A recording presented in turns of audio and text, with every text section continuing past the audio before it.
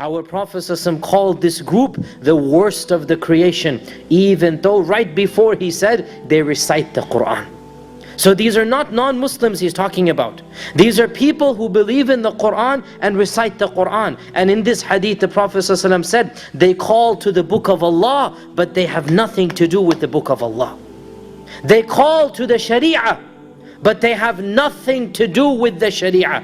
Pay attention to the words of our Prophet ﷺ. He is predicting a group that is calling to the book of Allah, to the Sharia, but he himself said they have nothing to do with the Sharia. And our Prophet ﷺ said, those who fight them are closer to the book of Allah than they are. Meaning those who oppose these groups, they have more to do with the Sharia than this group. Our Prophet ﷺ predicted in the hadith in Musnad Imam Ahmad that this group will continue to rise forth until the day of judgment.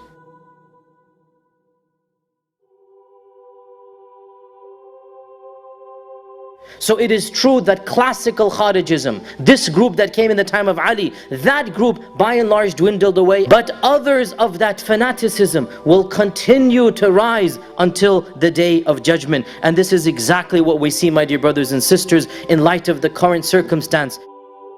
Hundreds and thousands of those who oppose these groups, Sunni and Shia, Muslim and non-Muslim, men, women and children, they have all been butchered by these people who are claiming to want the Sharia, claiming to want the Khilafah, claiming to want the book of Allah subhanahu wa ta'ala. And yet exactly as our Prophet ﷺ said, their speech is flowery, but their actions have nothing to do with me. Exactly as our Prophet ﷺ said, their actions demonstrate they leave this religion like an arrow leaves its prey. Just like the Kharijites of old, anybody who opposes them, automatically he becomes a kafir.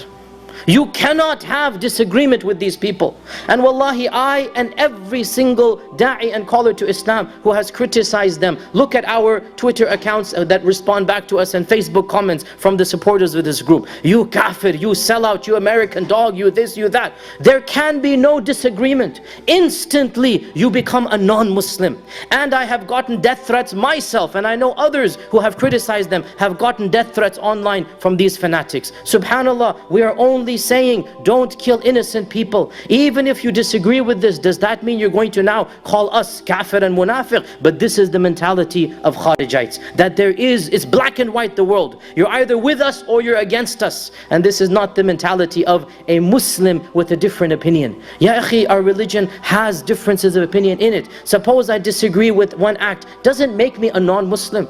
Why can't we find any learned Islamic scholars or imams in the Islamic world who endorse ISIS? Al-Azhar University, Ayman, the most prestigious seat of learning in Sunni Islam, says ISIS follows a false Islam. The Grand Mufti of Saudi Arabia, he says ISIS is the #1 enemy of Islam. And the problem here is they call themselves Islamic. They tell Western journalists we're very serious about our faith. And we kind of believe them and start doing their PR for them, which I think is a mistake. Islam is already under the pump. Media spreading a very dangerous wave of Islamophobia. It's abundant, it's around us, vilification of Islam and anything Islamic. Even halal food, they're trying to criticize and attack now. So, of course, people that hate this religion, people that are against this religion, any enemy of this religion, you're adding fuel to the fire that already exists. Of course, it's a negative image, it's something that we completely distance ourselves from, and it has nothing to do with the 1.7 billion Muslims around the world. We cannot even say that these people are a minority. They're less than a minority. The numbers compared to the total population of the Muslim world is completely insignificant, but unfortunately because of the media attention they are getting and the propaganda that they are doing now and causing, people are assuming that this is Islam and this is our beautiful religion, when it's completely the opposite.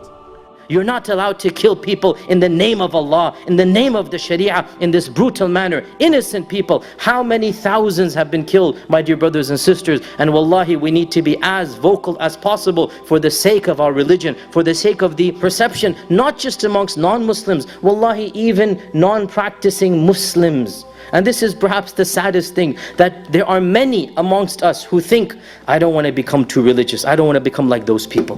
Subhanallah. My dear brothers and sisters, what these people are doing is not religion. Religion religiosity, Islam, Iman, the more you have, the better it is for you. Do not misunderstand false religiosity with genuine religiosity. Religion will never harm you.